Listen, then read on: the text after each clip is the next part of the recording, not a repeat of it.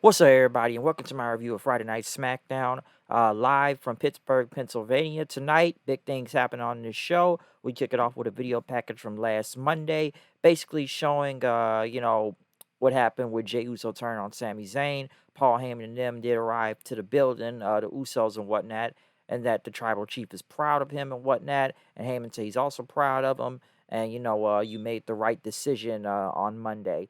But we do get right off with the action for Friday Night SmackDown, though, in a fatal five-way match to see who will face Walter for the Intercontinental title at WrestleMania. It was Drew McIntyre, Sheamus, LA Knight, Cross, Xavier Woods. I believe Kofi Kingston was supposed to be in this match, but Kofi is hurt, so Woods was in it. The fatal five-way wasn't a bad match. It ended up with Sheamus and Drew hitting their finishers on LA Knight and Xavier Woods, where they got a double pin in, and then two referees accounted, and they didn't know what to do. Fans started chanting triple threat, triple threat. Walter, Imperium ended up, just watching on and stuff, basically wondering what was going on. But the Fatal Five Way wasn't bad. I figured it was either going to be Sheamus or Drew anyway, but they ended up having them argue in the back then to see what was going to go down with that. We'll get back to that in a second. I know they had talked to Heyman, talking about Cody Rhodes getting involved in bloodline business, and now you're going to take in gangster or truth approach. And Roman took kind of a little bit of both and whatnot. Let's be gangster that we have to tell him the truth, okay? So that's what's going to happen. Um, Next, though, they did announce who was going to be in the Hall of Fame. Honestly, I feel like they've been kind of late on getting to the Hall of Fame this time. They would have announced the Hall of Fame probably a month ago and whatnot. But going into the Hall of Fame, I was already sitting there thinking, and I kind of figured who it was going to be because at first I'm like, who else could they really put in there? And it is some names you can think of that they haven't done yet. But even I kind of got to the point like, who else we got left to put in here right now? Ended up being Rey Mysterio, which he does deserve it. Okay, Rey Mysterio obviously deserves to be in the Hall of Fame, and I knew he would go in at some point, anyways.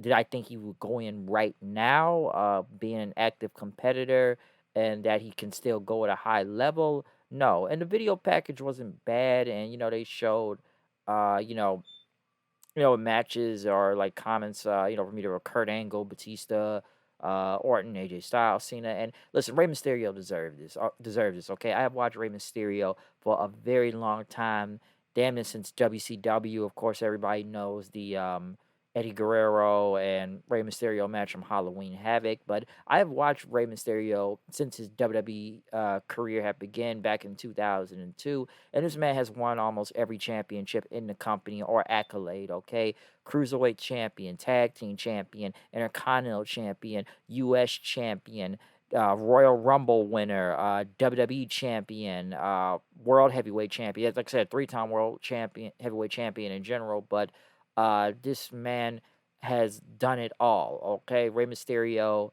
has won everything. And like I said, you can go through a number of his opponents of who he has faced throughout the years. Like I said, from Kurt to Batista to Orton, AJ Styles, John Cena, The Undertaker, JBL, Chris Jericho, like I said, Eddie Guerrero himself, Chavo. I'm just naming multiple of his opponents throughout the years and whatnot, but Rey Mysterio has done it all. I will say this, even also, I'm not just going by his WWE career. I know they had the whole 20th anniversary last year, the guy wasn't in the company 20 straight years because he was gone for a minute. I would say I did have gotten, at least I've had the chance to see Rey Mysterio live before. Not WWE per se, but I have seen the man live, and it was actually an All In. If anybody remembers, he was in the main event of that show. It was him, Bandito, and Phoenix versus the Young Bucks and Kota Ibushi. I was actually at that show. That was like one of Ray's last indie shows before he ended up going back to the WWE around in 2018 at the time, and whatnot. So, cause I had the honor to even, like I say, just even watch him wrestle live, and it was great watching too. But yeah, Rey Mysterio has done damn near everything in wrestling. Shit, I can go from Lucha Underground if I want to go there or whatnot, but it's more things I can even name. Rey Mysterio's career I don't even know, or even ECW. But hell, go play WWE 2K22. I think that could have been a little bit better story wise of what they pick matches. But the fact they even honored Ray, even in the 2K game, was still a cool thing to see too. At least get some of his greatest matches, even though they weren't all that great, whatever they chose to pick from there. But come on, like we can go from what Orton and Kurt and Ray back at WrestleMania 22, which I don't know why they didn't make that playable in the game. That's still really strange to me of the match placement they picked for that video game. But you know, still though, was glad that they even honored Rey Mysterio and whatnot. But yes, the man does deserve it.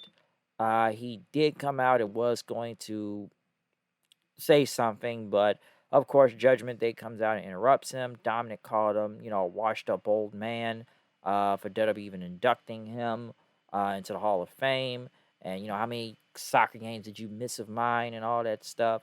And then, Legado del Fantasma comes out, which where the hell have they been since Santos has been out there by himself, saying that you will respect Rey Mysterio and everything. And we're gonna have a match later on, but we're gonna do it now, which was a 6-man tag, um, and whatnot, which was Legado versus Judgment Day.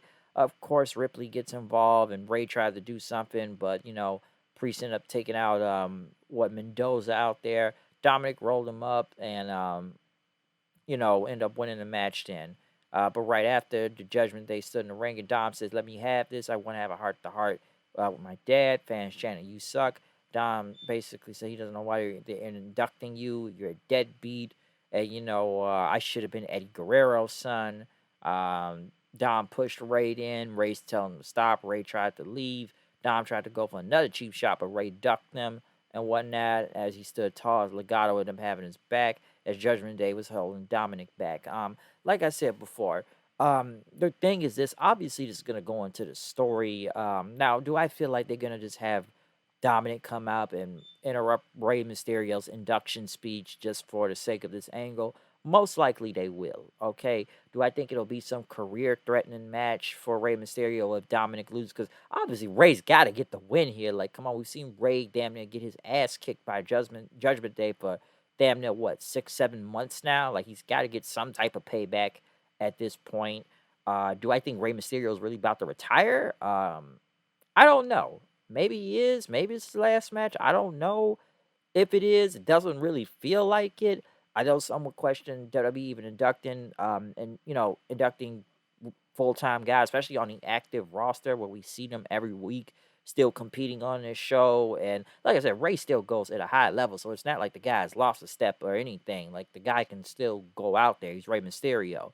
I don't know, but obviously this is going to the angle and whatnot for WrestleMania and everything, and finally Ray will put his hands on Dominic and finally get some payback on him and whatnot. But is this more to push the angle? Yeah, I believe so. And it makes sense putting Ray in the Hall of Fame. It's LA, it's near San Diego, California. It's like the home state and whatnot. So obviously that will go out well. I thought they would have announced it sooner, but I'm like, okay, kind of odd to announce the Hall of Fame finally when it's like, what, 2 to 3 weeks away from WrestleMania? So I don't know. I thought that was kind of strange, but like I said, Ray totally deserves it. No question, no doubt about that. Do I think right now why he's still going and not technically retired? No, it's kind of questionable. I know some people say, well, we got this person and they're in the Hall of Fame. Here's the thing. We barely saw some people I'm seeing question like, Edge or what. Let's remember Edge has gone down damn near gone for 11 years. Yeah, he was in the Hall of Fame, but remember 11 years. Beth Phoenix only coming back for a short time was already in the Hall of Fame. Same with Goldberg or anybody they bring back for a match or Trish and Lita there. This is Ray. Ray's there every week and doesn't stop. That's the difference. He is still an active competitor and whatnot. So, you know, it's a little strange in doing that. But like I said, overall, um, he does deserve it. But I thought they actually would have announced him sooner though. But still, definitely great for Rey Mysterio. The Viking Raiders went against Strowman and Ricochet. A good match. Strowman ended up damn near killing himself going over the announce table.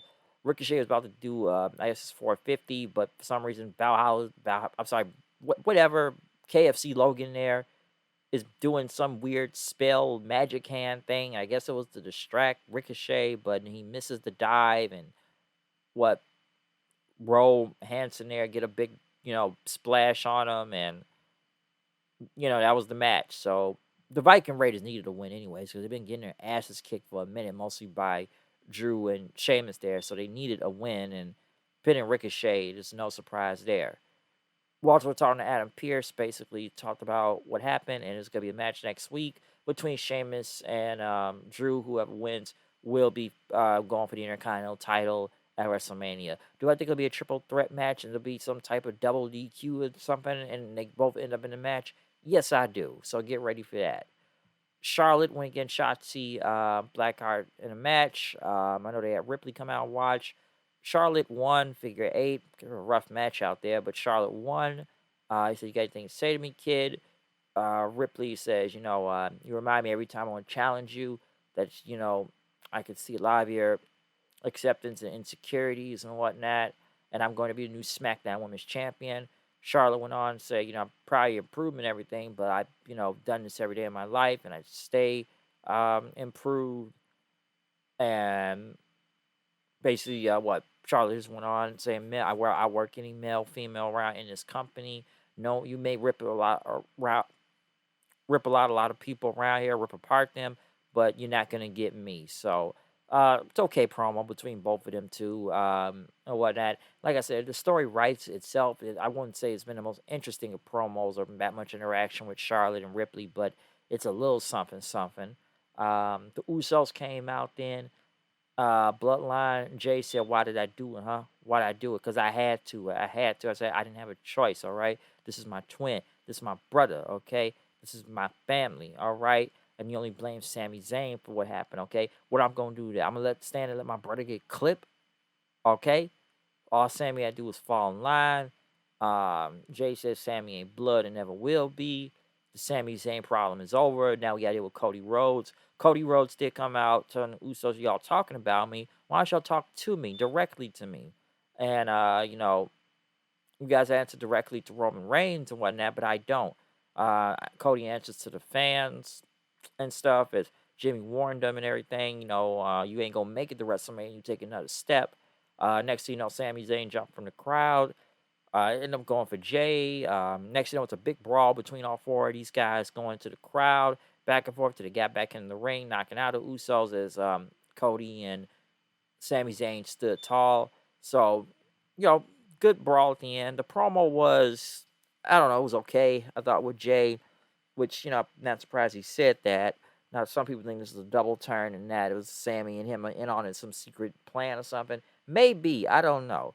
But, he was loyal to his brother. He never said he was loyal to Roman Reigns. He was mostly loyal to Jimmy, and he would protect him no matter what, and stuff. So he wasn't going to stand there and let his brother get blamed and taken out by Roman because of him. So, obviously, it's leading to something, okay? So, there you go. It's going to lead into something here. Excuse me. So, we'll definitely see what happens with that. Whatever, maybe Roman responds next week. But yeah, overall SmackDown was okay. Pretty solid show. The ending was the bloodline stuff. It was what it was. Rey Mysterio going to the Hall of Fame, still pushing the whole Dominic thing. Obviously, it's going to lead to a match at WrestleMania. Whatever's going on with the Intercontinental title, we'll see where that goes. So yeah, SmackDown was okay tonight. I will say that. It's a solid show. Overall, I'm out of here. I'll see you guys then. Comment, subscribe, follow me on Twitter, HoodieKnight890. Hit the like and subscribe button. I'm out of here. See y'all then. Peace out.